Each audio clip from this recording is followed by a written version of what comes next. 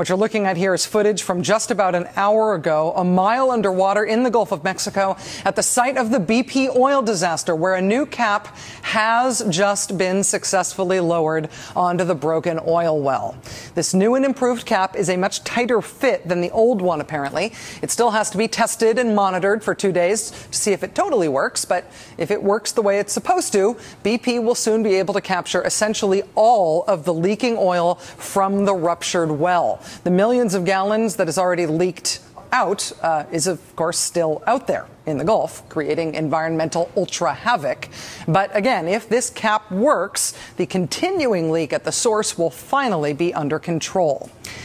But while residents of the Gulf are watching the engineering response in the Gulf, watching the underground oil volcano and waiting for it to stop spewing oil so they'll know just how big a disaster they're really facing, the political response to the BP oil disaster inches along in Washington, D.C. The Washington Post reporting today that with Congress back from the 4th of July recess, Senate Democrats are looking to reconfigure an energy bill that, among other things, would require BP to assume full unlimited liability for damages in the Gulf of Mexico. The Washington Independent describes the new energy bill as being, quote, cobbled together from a number of existing proposals.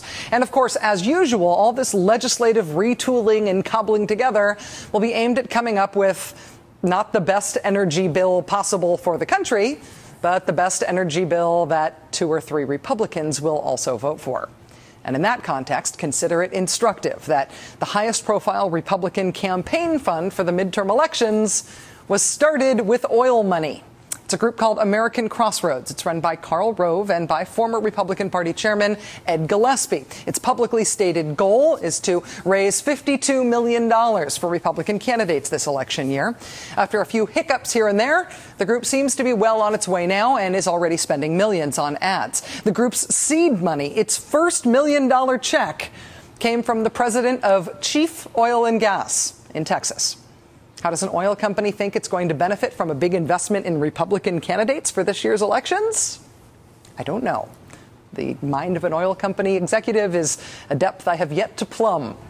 But the Republican political response to the BP oil disaster is getting just plain weirder and weirder as time goes on. We already went through the criticizing BP is un-American comment from Senate candidate Rand Paul. We went through the this shows we need less oil industry regulation comment from Republican Senate candidate Sharon Angle. We went through the apologize to BP outburst from the top Republican on the House Energy Committee, Joe Barton. We went through the BP paying oil spill victims is a shakedown and a slush fund. We went through that accusation from not just Joe Barton, but from a whole chorus of Republicans.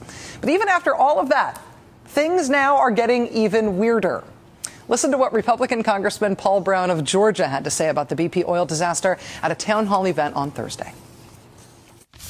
What we've already seen from our president is he is utilizing this crisis of this oil spill to try to promote his energy tax. And I've had numerous people all over the district question whether his poor response to this oil spill was purposeful so that he could promote his energy tax.